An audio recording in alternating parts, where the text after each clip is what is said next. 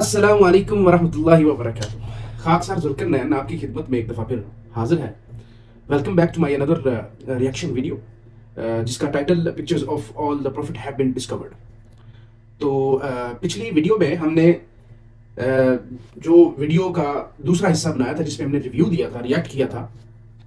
उस वीडियो का आज तीसरा और फाइनल हिस्से का रिव्यू करने जा रहे हैं। और एक छोटा सा रिकैप आपको दिए चलता हूँ पिछली वीडियो के बारे में कि हमने पिछली वीडियो में जो डिस्कवर किया, जो लर्न किया, उसमें वो जो पोर्ट्रेट थी सिल्क के कपड़े पे बनी हुई अंबिया अलैहिस्सलाम की, हरकुलस बादशाह ने जो दिखाई सहाबा कराम को, उसके बारे में। और हशाम जुबैर बिन हशाम सहाबी, शायद मैं उनका नाम सही प्रोनाउंस कर रहा हूँ, रज़ी अल्लाह तआला अन्हु, और सहाबा कराम जो हरकुलस के दरबार में गए और उन्होंने बहुत से रंग वहाँ पे रोमन एम्पायर की बाकियात के कुछ देखे। और हरकुलस जो कि अरबिक भी जानता था, और उन्होंने सहाबा कराम ने ला इलाहा इल्लल्लाह की जो सदा भी बुलंद की उसमें दरबार में। और एक ईसाई शख्स के बारे में भी हमें पता चला जो कि काले लिबास, उसने मन्नत मानी हुई थी कि जब तक ये मुसलमान बसरा से निकल नहीं जाते तब तक मैं काला लिबास ही पहनूंगा। तो मैंने बहुत अपनी तरफ से कोशिश की कि जो हवाला जात इस रिव्यू में, वीडियो में फुरकान भाई ने दिए थे, उनको मैं उनकी तस्दीक के लिए कुछ अहादीस की किताब, जैसे बुखारी, और ज़्यादातर हवाला जात थे वो बुखारी में थे, सही बुखारी में से थे। और मैंने अपनी पिछली वीडियो में वो हवाला जात को नकल किया, वीडियो में दिखाया आपको, जिसमें उम्मे सलमा रज़ी अल्लाह तआला अन्हा का एक हवाला था और एक और था। इसके अलावा गॉथिक आर्ट के बारे में भी जिक्र किया गया वीडियो में, जो मैंने थोड़ी सी रिसर्च करके और वीडियो में वो भी आपको दिखाने की कोशिश की। तो चलते हैं उसके तीसरे और फाइनल पार्ट को रिव्यू करते हैं और देखते हैं कि नेक्स्ट इस वीडियो में क्या रिवील होता है। और मज़ीद जो है वो इल्म आपकी तरफ भी रवां दवां होगा और मुझे भी कुछ सीखने को मिलेगा। चलिए शुरू करते हैं। हिशाम रज़ी अल्लाह तआला अन्हु कहते हैं कि आप अलैहिस्सलाम की तस्वीर इतनी रियलिस्टिक थी कि यूं लग रहा था कि जैसे हम अपनी आंखों के सामने अपने नबी को खड़ा देख रहे हैं। और इस पॉइंट पर पहुंचकर हमें भी अब खुशी और तजस्सुस होने लगा, क्योंकि पहले तो हमें बादशाह की बात पर यकीन नहीं था, लेकिन जब हमने अपने नबी को देखा, अपनी आंखों से देख लिया, तो हमें भी उन टैपेस्ट्रीज की सच्चाई एक हकीकत लगने लगी कि वाकई ये टैपेस्ट्रीज सच हैं। लिहाजा हमारा दिल किया कि हरकुल हमें और भी तस्वीरें दिखाए, और जो कि उसने हमें दिखाई भी। पांचवी टैपेस्ट्री के जिसमें वंस अगेन वाइट सिल्क पर एक तस्वीर बनी हुई थी, होंठ खुले हुए, थोड़ा सा गहरा गंदमी रंग, बहुत ज़्यादा घुंघराले बाल और घनी दाढ़ी, और चेहरे के तासुरात ऐसे कि जैसे थोड़े से गुस्से में हो। और हरकुल ने बताया कि यह तस्वीर हज़रत मूसा अलैहिस्सलाम की है। छठी टैपेस्ट्री एक ऐसे शख्स की कि जिसकी शक्ल मूसा अलैहिस्सलाम से बहुत मिलती जुलती थी, लेकिन उनका सर थोड़ा सा गोल था और बाल ऐसे कि जैसे उनमें तेल लगा हुआ हो। और बादशाह ने हमें बताया कि यह हज़रत मूसा अलैहिस्सलाम के भाई हारून अलैहिस्सलाम की तस्वीर है। फिर एक और वाइट सिल्क टैपेस्ट्री निकाली कि जो घोड़े के ऊपर बैठे हुए किसी शख्स की थी, लंबे पांव लेकिन छोटी कमर। और हरकुल ने हमें बताया कि यह हज़रत सुलेमान अलैहिस्सलाम की तस्वीर है। फिर एक और वाइट सिल्क टैपेस्ट्री कि जिसमें सुर्खो सफ़ेद रंग, नीली आंखों और जिस्म पर तलवार लटका एक शख्स की तस्वीर थी, कि जो हरकुल ने बताया कि यह हज़रत दाऊद अलैहिस्सलाम है। फिर एक और वाइट सिल्क टैपेस्ट्री कि जिसमें एक नौजवान सा आदमी था, साफ सुथरा चेहरा, बड़ी खूबसूरत ब्लैक कलर की दाढ़ी, और जिस्म का हर उज़्व बहुत ही मुतनासिब। और हरकुल ने बताया कि यह हज़रत ईसा अलैहिस्सलाम की तस्वीर है। और ये सब टैपेस्ट्रीज दिखाने के बाद उसने वो ताबूत बंद कर दिया। काफ़ी देर तक सहाबा खामोश बैठे रहे, लेकिन फिर दिल में आने वाला एक सवाल पूछ ही लिया कि हरकुल, अपने नबी को तो हमने देखा हुआ है और तस्वीर में वो बिल्कुल वैसे ही हैं कि जैसे हमने देखे हैं, लेकिन बाकी तस्वीरों पर हम किस तरह यकीन कर लें? क्या तुम्हें लगता है कि वो भी सच हैं? क्योंकि अगर ये तस्वीरें सच हैं तो हरकुल ये तुम्हारे ख़जाने का सबसे बड़ा ख़जाना है। तो बादशाह ने कहा कि हज़रत आदम अलैहिस्सलाम ने अल्लाह से दुआ मांगी थी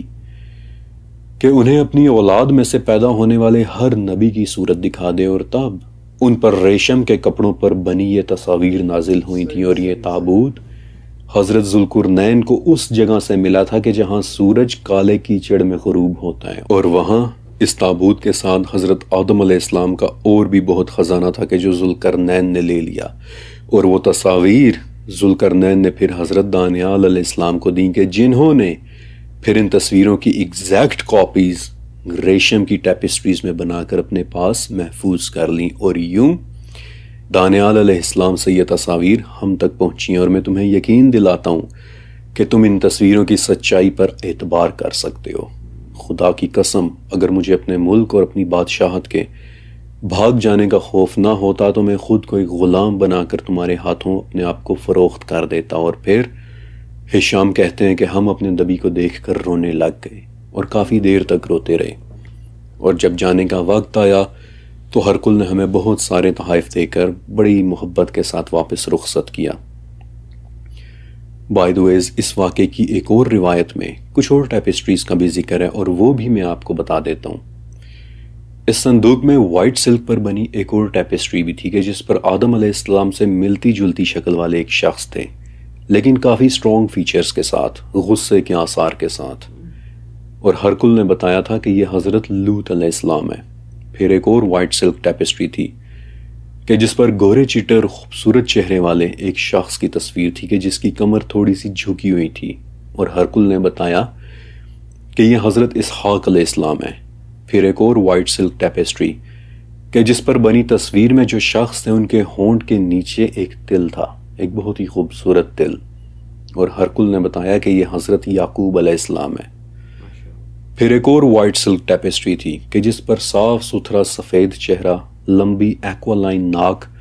کہ جو سب سے خوبصورت ناک سمجھی جاتی ہے، اور وہ عاجزی کے ساتھ مسکرا رہے تھے،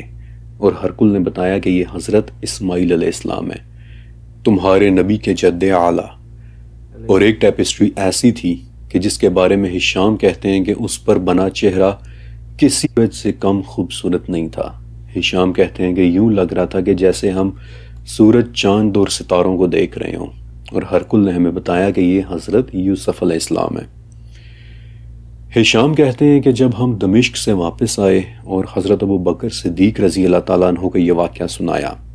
تو وہ بکر پھوٹ پھوٹ کر رونے لگے، اور ہرکل کے ان الفاظ، یعنی کہ اگر مجھے اپنے ملک کے بھاگ جانے کا خوف نہ ہوتا تو میں خود کو ایک غلام کی طرح تمہارے ہاتھوں فروخت کر دیتا، کے بارے میں کہنے لگے کہ مسکین یعنی بیچارہ،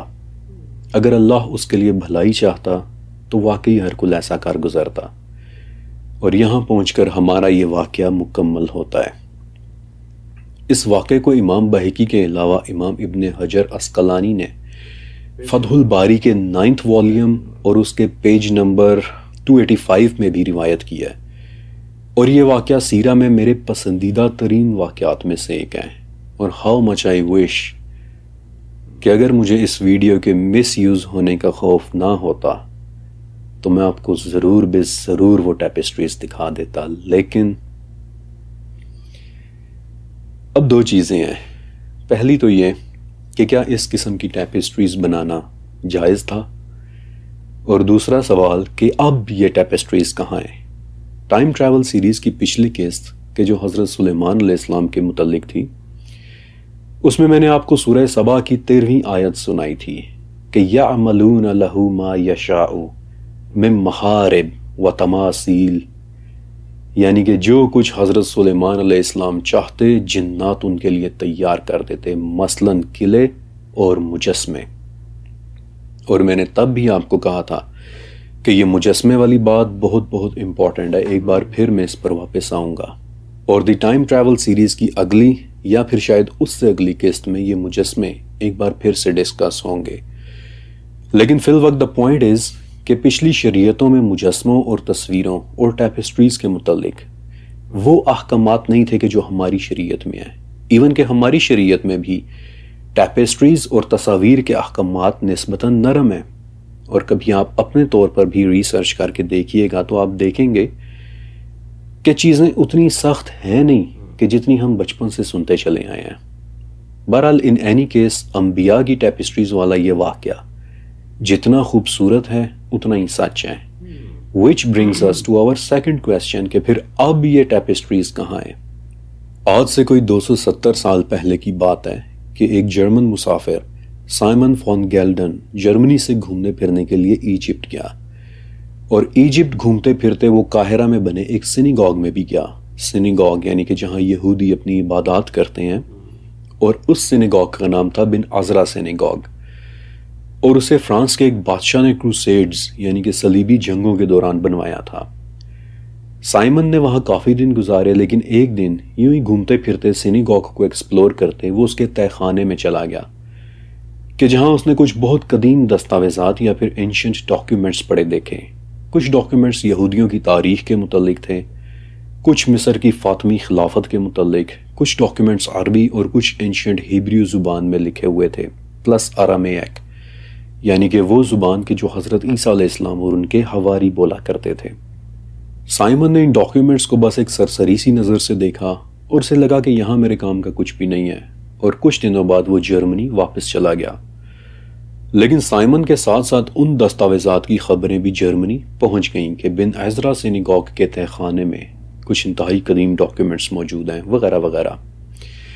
اور ان باتوں نے بہت سارے لوگوں کی توجہ اپنی طرف کھینچ لی، اور انہی باتوں سے متجسس ہو کر علم کی پیاسی دو جڑواں بہنیں ایگنس لوئس اور مارگریٹ گبسن، وہ دونوں بھی مصر یعنی کہ ایجپٹ پہنچ گئیں، اور سائمن کی طرح انہوں نے بھی بن عزرا سینیگاگ وزٹ کیا۔ اس کے تہہ خانے میں جا کر وہ ڈاکیومنٹس دیکھے، لیکن جاتے جاتے کچھ ڈاکیومنٹس چرا کر وہ اپنے ساتھ جرمنی لے گئیں، اور وہاں پہنچ کر انہوں نے وہ ڈاکیومنٹس اپنے ایک یہودی ربائی دوست شولمن شیخر کو دکھائے، اور شولمن ان ڈاکیومنٹس کو دیکھتے ہی سمجھ گیا کہ they have hit a mother lode، انہیں ایک خزانہ مل گیا ہے، اور شولمن نے دونوں بہنوں کی اس دریافت کو ایک نام دیا، سمپلی انکریڈیبل۔ اس کے بعد دونوں جڑواں بہنیں ایک بار پھر سے مصر پہنچ گئیں، اور اس مرتبہ ان کے ساتھ شولمن شیخر بساتے خود موجود تھا، اور ان لوگوں نے کاغذوں، لکڑی کی چھالوں، کپڑوں اور قدیم ٹیپسٹریز سمیت ایک بہت بڑا خزانہ ڈھونڈا کہ جسے اگلے 5 سال تک وہ لوگ تھوڑا تھوڑا کر کے مصر سے یورپ سمگل کرتے رہے، اور آج ان کے دریافت کیے اس خزانے کو ہم کائرو جنیزہ کے نام سے جانتے ہیں۔ 2000 سال پہلے سے لے کر 13ویں صدی کے طویل عرصے پر لکھے گئے 4 لاکھ سے زیادہ ڈاکیومنٹس کے جو مختلف ٹاپکس کے اوپر تھے، مثلاً یہودیوں اور عربوں کے آپس میں تعلقات، حضرت عیسیٰ علیہ السلام کے زمانے کے 200 نامور اور طاقتور ترین خاندانوں کے متعلق معلومات، تجارتی ڈاکیومنٹس کے کیسے دمشق، Italy, India, Samarkand, Seoul, Morocco, Aden, Venice اور کیف جیسے دنیا کے بڑے بڑے شہر آپس میں ٹریڈنگ کیا کرتے تھے۔ اور اب میرا آپ سے ایک سوال ہے کہ اگر یہ 4 لاکھ دستاویزات کئی صدیوں تک مصر کے ایک چھوٹے سے عام سے سینیگاگ کے نیچے دفن پڑے رہے، تو کیا یہ ناممکن ہے کہ آج بھی کسی نامعلوم اور چھوٹے سے سینیگاگ یا گرجا کے کسی تہہ خانے میں تمام انبیاء کی ٹیپسٹریز والا وہ تابوت آج بھی خاموشی سے پڑا ہوا ہو؟ اور یہ میری پرسنل لیکن ایک ایجوکیٹڈ اوپینین ہے کہ وہ تابوت اس وقت فرانس کے ایک گرجا گھر بیسیلکا آف سینٹ پیئر کے نیچے موجود ہے۔ اور میں ایسا کیوں کہہ رہا ہوں؟ کیونکہ بیسیلکا آف سینٹ پیئر فرانس کا قدیم ترین کیتھیڈرل ہے، اور کروسیڈز کے دوران جب نائٹ ٹیمپلرز نے شام کی سرزمین سے قدیم آرٹیفیکٹس کو یورپ سمگل کرنا شروع کیا، تو اس وقت جو آرٹیفیکٹس VVIP نیچر کے تھے انہیں وہ لوگ بیسیلکا آف سینٹ پیئر میں سیف کر لیا کرتے تھے۔ آج اس کیتھیڈرل میں بظاہر کچھ بھی نہیں ہے، لیکن I did some very deep research، لیکن آلریڈی کافی لمبی ویڈیو ہو چکی ہے، ورنہ میں آپ کو ضرور بتاتا کہ اس گرجا کے نیچے سیکرٹ چیمبرز کا پورا ایک سسٹم بنا ہوا ہے کہ جو زمین کے اندر بہت گہرائی تک جا رہا ہے، اور جسے نائٹ ٹیمپلرز نے بذاتِ خود بنوایا تھا۔ اور میرا دل سے ماننا ہے کہ بظاہر عام سے نظر آنے والے اس گرجا کے نیچے تمام انبیاء کی وہ ٹیپسٹریز آج بھی موجود ہیں، لیکن ان سیکرٹ چیمبرز تک جانے کی اجازت کسی کو بھی نہیں ہے۔ آج کا یہ سیشن یہیں تک، لیکن اس کے شروع میں نے آپ کو ایک بات کہی تھی کہ اس سیشن کے آخر میں آپ کو ایک دلچسپ بات بتاؤں گا۔ دیکھیے، آج کے اس سیشن میں ہمارا اوریجنل ٹاپک تھا وہ ٹیپسٹریز کہ جن پر انبیاء علیہ السلام کی تصویریں بنی ہوئی تھیں۔ میں چاہتا تو جلدی بس وہ واقعہ سنا کر 1 منٹ کی یوٹیوب شارٹس بھی بنا سکتا تھا کہ جس کی ویورشپ بہت زیادہ ہوتی ہے، کیونکہ وہ چھوٹی چھوٹی ویڈیوز ہوتی ہیں، لوگ زیادہ دیکھتے ہیں، ویورشپ بڑھ جاتی ہے۔ لیکن میرا مقصد صرف ویورشپ نہیں ہے بلکہ آپ کو ایجوکیٹ کرنا ہے. اسی لیے میں نے آپ کو ٹیپسٹری سے پہلے جبیر ابن مطعم والا واقعہ بھی سنایا، پھر جبیر کے ساتھ ان کے والد مطعم بن عدی والا واقعہ بھی سنایا، پھر مطعم بن عدی سے پہلے اسی سے ریلیونٹ طائف والا واقعہ بھی سنایا، اور طائف والے واقعے سے پہلے آپ کو دلائل النبوہ اور امام بہقی کے متعلق بھی بتایا، صرف اس لیے تاکہ آپ کے علم میں اضافہ ہو. لیکن اس طرح کی ایک قسط تیار کرنے میں کتنی محنت لگتی ہے یہ آپ سوچ بھی نہیں سکتے. اس کے لیے کتنے ریسورسز استعمال ہوتے ہیں یہ میں بتا بھی نہیں سکتا. اس لیے اس ویڈیو کو پلیز لائک کر دیجئے گا، اور ایک بہت اہم درخواست کہ ایک مرتبہ اس ویڈیو کے نیچے میرا لکھا ہوا پنڈ کمنٹ ضرور پڑھ لیجئے گا، کیونکہ اس میں آپ سب کے لیے میری طرف سے ایک ضروری پیغام ہے. شکریہ اور اللہ حافظ. تو ہم نے اس ویڈیو کو آج الحمدللہ کمپلیٹ کر لیا. تو اس ویڈیو میں بہت ہی خوبصورت طریقے سے انہوں نے ٹیپسٹریز جو جن سلک کے کپڑوں پہ انبیاء علیہ السلام کی تصاویر بنی ہوئی تھی اس کو بہت اچھے طریقے سے بتایا. اور میرا فرقان صاحب سے ایک سوال ہے. انہوں نے اپنی ویڈیو میں یہ بات کی ہے کہ اگر ان تصاویر یا میرے چینل کو کا مس یوز ہونے کا ان کو اگر ڈر نہ ہو تو وہ تصاویر یہاں پہ دکھا دیں. لیکن وہ یہ بھی کہہ رہے ہیں کہ وہ تصاویر آج پتہ نہیں کہاں ہیں، اور انہوں نے ایک اپنا اندازہ لگایا کہ یہ تصاویر شاید فرانس کے ایک بہت قدیم گرجا گھر میں کے نیچے دفن ہے. جیسے انہوں نے وہ خزانے کے مصر میں خزانے کے بارے میں بتایا کہ مصر میں خزانہ ایک دفن تھا جو ایک پہلے شخص نے دریافت کیا، پھر وہ اسے وہیں چھوڑ کے چلا گیا. پھر 2 بہنیں آئیں جرمن سے، انہوں نے اس کو دریافت کیا، پھر وہ کچھ سیمپل کے طور پہ وہ جو علمی خزانہ جسے کتابوں کی شکل میں کہہ سکتے ہیں یا ٹیپسٹریز جو بھی تھی اس کے کچھ سیمپل جرمنی ایک یہودی ربائی کے پاس لے گئے، اور وہاں پہ جا کے وہ پھر ربائی واپس آیا مصر میں، اس نے دیکھا اور انہوں نے بڑا سراہا ان 2 بہنوں کے اس دریافت کو، اور وہ آہستہ آہستہ تھوڑا تھوڑا کر کے یا جتنا بھی وہ اس کو ٹرانسفر کرتے گئے اور لے گئے.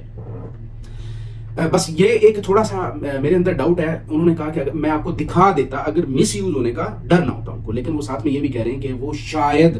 شاید فرانس کے فلاں گرجا گھر جو کہ فرانس کا قدیم ترین گرجا گھر سمجھا جاتا ہے، چرچ جسے ہم انگلش میں بولتے ہیں، تو وہاں پہ پڑی ہوئی ہے. خیر، میں ریکویسٹ کروں گا آپ سب لوگوں سے کہ اگر آپ تھوڑا سا بھی اس نالج میں یا اس ویڈیو میں جو ویڈیو میں بتایا گیا ہے جس بارے میں علم رکھتے ہیں تو آپ اپنی طرف سے بھی ریسرچ کریں. اور اگر آپ کو لگتا ہے کہ میں تھوڑا سا ہٹ کے موضوع سے بات کی، یا آپ کو لگتا ہے کہ کچھ معاملات جو سوٹیبل موضوع کے مطابق نہیں ہیں اور وہ ٹھیک نہیں ہے، تو آپ مجھے کریکٹ کرنے کی کوشش کریں اپنے اینڈ پہ ریسرچ کر کے، اور میں بھی اپنے اینڈ پہ ریسرچ کروں گا. اور ایک انتہائی خوبصورت ویڈیو جو کہ تقریباً 40 منٹ کی تھی اس کا آج فائنل پارٹ پہ ہم نے اختتام کیا. اور آخر میں 2 درخواستیں. سب سے پہلے کہ جن صاحب کی ویڈیو پہ ہم نے آج ریئیکٹ کیا ہے انہوں نے لاسٹ میں ایک پیغام دیا ہے کہ وہ بہت ہی زیادہ محنت کرتے ہیں اپنی اس علمی کاوش کو فلمانے میں اور ایک ویڈیو بنا کے یوٹیوب پہ لگانے میں. تو اس پہ واقعی بہت محنت ہوتی ہے، یہ کوئی عام کام نہیں ہے. اور ان کے چینل کو جا کے سبسکرائب بھی کریں، اور ان کا اس ویڈیو پہ جس ویڈیو پہ ہم نے ریئیکٹ کیا اس ویڈیو کا جو پہلا کمنٹ ہے اس کو جو پن کیا ہو اس کو لازمی پڑھیں. اور دوسری ریکویسٹ میری آپ سے یہ ہے کہ میرے چینل کو سبسکرائب کریں اور میری ویڈیوز کو لائک کیا کریں، اور کمنٹس میں اپنی رائے کا اظہار ضرور کیا کریں. اور آپ پہلے بھی میں نے آپ کو بتایا کہ اگر آپ کو لگتا ہے کہ میں اس ویڈیو کے بارے میں کسی قسم کی کوئی بھی بات مس یوز کر رہا ہوں تو مجھے پلیز کریکٹ کرنے کی کوشش ضرور کریں. شکریہ. والسلام علیکم ورحمۃ اللہ وبرکاتہ.